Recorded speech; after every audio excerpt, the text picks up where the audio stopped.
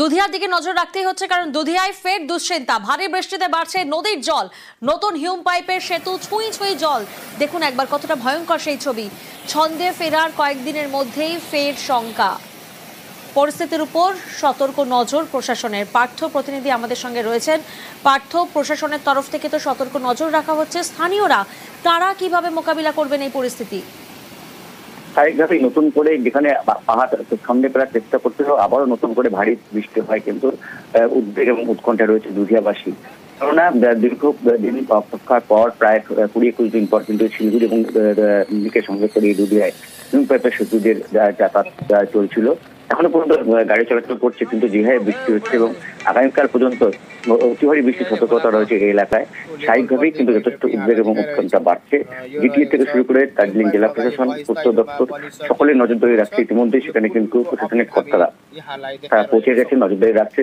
যদি জল ওভারফ্লো হয়ে যায়, অর্থাৎ সেতুর উপর সেতুর উপর জল চলে আসে, কারণ যেভাবে বৃষ্টির পরিমাণ বাড়ছে এবং দুপুরের পর থেকে আরো বৃষ্টির পরিমাণ বাড়বে পাহাড় জুড়ে, স্বাভাবিকভাবে কিন্তু নজরদারি চালাচ্ছে প্রশাসনিক কর্তারা।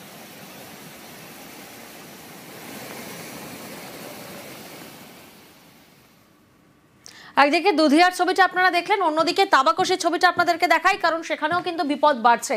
নতুন করে বিপদের মুখে তাবাকশি। রাতভর মিরিকে বৃষ্টির জের। মিরিক তাবাকশির সংযোগকারী রাস্তায় বিপদ। নতুন হিউম পাইপের সেতু ভাসার আশঙ্কা। রাভাং নদীতে একদিকে জল বাড়ছে, তাতেও চিন্তা বাড়ছে। পার্থ আমাদের সঙ্গে রয়েছেন। পার্থ, তাহলে বিকল্প কোনো রাস্তার ব্যবস্থা? দেখো, এই পথটি কিন্তু সহজ পথ ছিল মিরিক থেকে তাবাকশি যাওয়ার। যে গত 4 অক্টোবরে অবিরাম বৃষ্টির জেরে এই লোহার সেতু উড়ে যায়। দীর্ঘদিন ধরে কিন্তু তাবাকশি কাট ছিল, মিরিকের সঙ্গে অনেক ঘুরপথে গাড়ি চলাচল করছিল। আবারও বৃষ্টি কমায় সেখানে কিন্তু এই লোহার সেতুর জায়গায় সেখানে হিউম পাইপ দিয়ে টেম্পোরারি সেতু তৈরি করা হয়। কিন্তু টানা বৃষ্টি চলছে, তাতে কিন্তু ফুলে ভেবে উঠেছে রাংভাং নদী, পাহাড়ি নদী রাংভাং, এবং তার জন্য কিন্তু এই হিউম পাইপের উপর দিয়ে জল বইতে শুরু করায়। আপাতত কিন্তু সেই রাস্তা দিয়ে, অর্থাৎ মিরিক এবং তাবাকশির সংযোগকারী যে রাস্তা, সেই রাস্তা কিন্তু আপাতত বন্ধ করে দেওয়া হচ্ছে।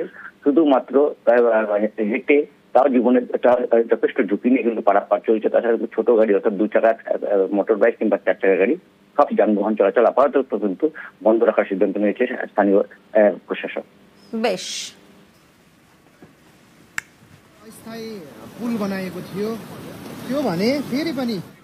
উত্তরবঙ্গের আপডেট, ওয়েদার আপডেটটা কি?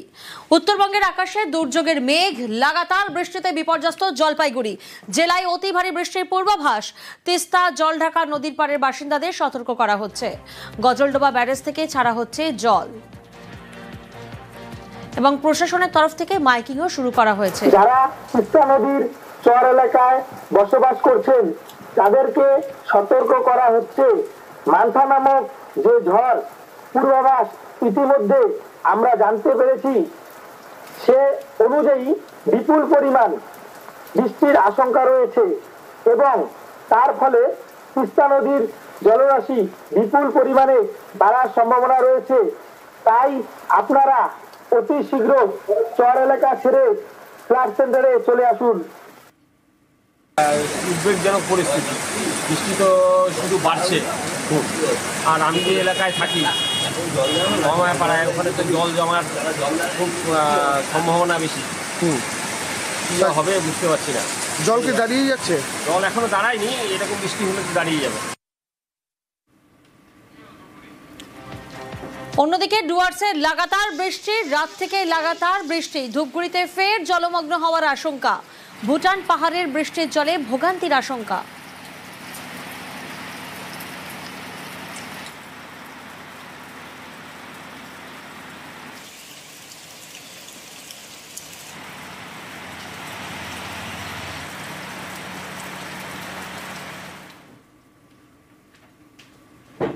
আর এবার একটা মন ভালো করা ছবি আপনাদেরকে দেখায়।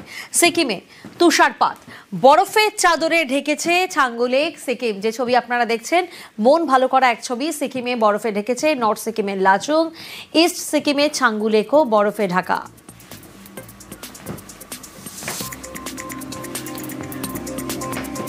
বলা হয় মর্নিং শোজ দ্য ডে। আর সকাল সকাল তুষারপাত, বরফের চাদরে সিকিমের ছবি আপনাদের সামনে। বরফের চাদরে ঢেকেছে সিকিম, মন ভালো করা এক ছবি। নর্থ সিকিমের লাচুং, ইস্ট সিকিমের ছাঙ্গু লেক একেবারে সাদা চাদরে মোড়া মনে হচ্ছে।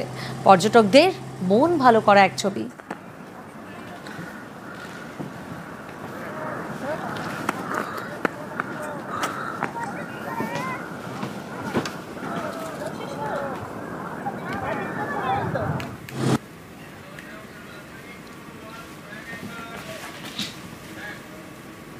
কুকুরের তাড়ায় লোকালয় ছাড়ল হাতির পাল। বক্সা টাইগার রিজার্ভ সংলগ্ন এলাকার এই ঘটনা।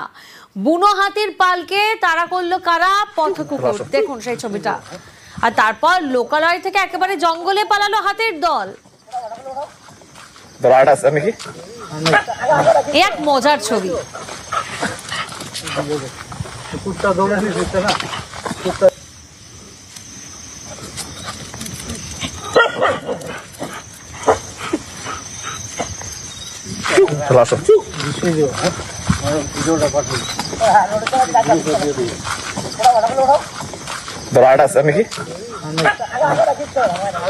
রাজকুমার প্রতিনিধি আমাদের সঙ্গে রয়েছেন। রাজকুমার, বন দফতরের ভূমিকায় তো এই পথ কুকুর, মানে আপনি এলাকার শের।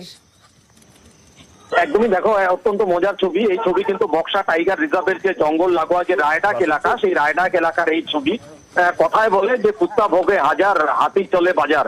অন্তত ছবিটা কিন্তু অনেকটা সেই রকমই। একেবারে পথ কুকুরদের কিন্তু তারা খেয়ে কিন্তু হাতির পাল একেবারে সুর করে বনাঞ্চলের ভেতরে ঢুকে যাচ্ছে। যেন বনকর্মীদের একেবারে ভূমিকা নিচ্ছে এই সমস্ত পথ কুকুররা। এই ঘটনা দেখে কিন্তু স্থানীয় মানুষেরাও অবাক হয়ে গেছেন।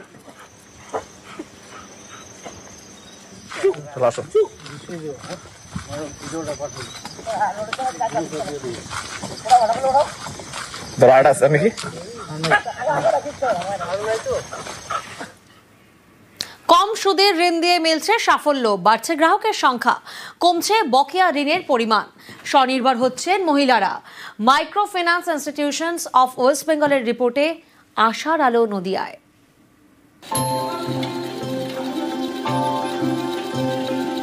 কেউ মেশিনে সেলাই করতে ব্যস্ত, কেউ শিখছেন কিভাবে পোশাক তৈরি করা হয়। সবাই স্বনির্ভর গোষ্ঠীর মহিলা। অভাব অনটনের সঙ্গে লড়াই। হাতে টাকা এলে হাঁড়িতে ভাত ফোটে, মুখে ফোটে হাসি। এই মহিলাদের রোজগার বাড়াতে স্বনির্ভর গোষ্ঠীগুলিকে ব্যাংক থেকে কম সুদে ঋণ দেয় রাজ্য সরকার। এতে উপকৃত হচ্ছেন মহিলারা। একটি বেসরকারি সংস্থা তথ্য বলছে, নদিয়া জেলায় ঋণ নেওয়ার পরিমাণ বেড়েছে, কমেছে বকেয়া লোনের পরিমাণ। আমাদের গোষ্ঠীর মাধ্যমে ব্যাংক থেকে যে লোনটা পাচ্ছি, আমরা মেয়েরা অনেকে ঘরোয়া কাজ করছি, যেরকম সেলাই মেশিনের কাজ, আরও বিভিন্ন ধরনের কাজ আছে। অল্প সুদে অল্প টাকায় আমরা সেটা করতে পারছি। ব্যাংকিংয়ের মাধ্যমে, জেলা প্রশাসনের মাধ্যমে আমরা যে ব্যাংকিংয়ের মাধ্যমে টাকাগুলি পাচ্ছি কম সুদে, কম পার্সেন্ট, তার থেকে আমরা ভীষণভাবে উপকৃত হয়েছি। তার জন্য জেলা প্রশাসনকে অনেক অনেক ধন্যবাদ। আগে ব্যাংক থেকে লোন নিতে সমস্যা হতো। লোন নিতে হতো বেসরকারি ক্ষুদ্র ঋণদান সংস্থা থেকে। সেখানে সুদের হার চড়া, বছরে প্রায় 20-22%। এখন রাজ্য সরকারের সাহায্যে ব্যাংক থেকে কম সুদে লোন নেওয়া যায়। বছরে সুদের হার 6 থেকে 7%। এর জেরে বেসরকারি সংস্থা ছেড়ে ব্যাংকমুখী হচ্ছেন মহিলারা।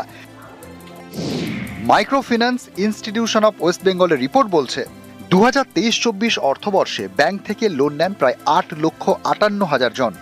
পরের বছর অর্থাৎ 2024-25 অর্থবর্ষে সেই সংখ্যাটা বেড়ে দাঁড়িয়েছে প্রায় 10,88,000। শুধু তাই নয়, কম সুদের কারণে সময় মতো ঋণ শোধ করতে পারছেন গ্রাহকরা। 2023-24 অর্থবর্ষে বকেয়া টাকার পরিমাণ ছিল 3,345 কোটি টাকা। 2024-25 অর্থবর্ষে তা কমে দাঁড়ায় 1,891 কোটি টাকা। লোনটা নিয়ে আমরা খুবই উপকৃত হচ্ছি এবং ব্যবসাকে আমরা এগিয়ে নিয়ে যেতে পারছি। যদি আমরা মাসে না টাকা দিতে পারি তাহলে আমাদের কোনো অসুবিধা নেই, কোনো চাপ সৃষ্টি হয় না। প্রায় 80,000 কাছাকাছি স্বনির্ভর গোষ্ঠী আছে। এই ঋণ দেওয়ার পিছনে একটা কারণ, যেটা আমরা আমাদের স্বনির্ভর গোষ্ঠীর দিদিদের সঙ্গে কথা বলে বুঝতে পারছি, যে গ্রামের বিভিন্ন পরিবারকে বিভিন্ন কাজে কিন্তু ঋণ নিতে হয়। তো এর ফলে কিন্তু অনেক গ্রামীণ পরিবার কিছু আর্থিক সংকটে চলে আসতে পারে। গত 2 বছরের এই প্রচারের ফলে কিন্তু আমরা দেখতে পাচ্ছি যে ক্ষুদ্র ঋণ সংস্থার যে ঋণের পরিমাণ, সেটা এই বছর আমরা কিছুটা কম দেখতে পাচ্ছি। নদিয়া থেকে সমীর রুদ্র, নিউজ 18 বাংলা।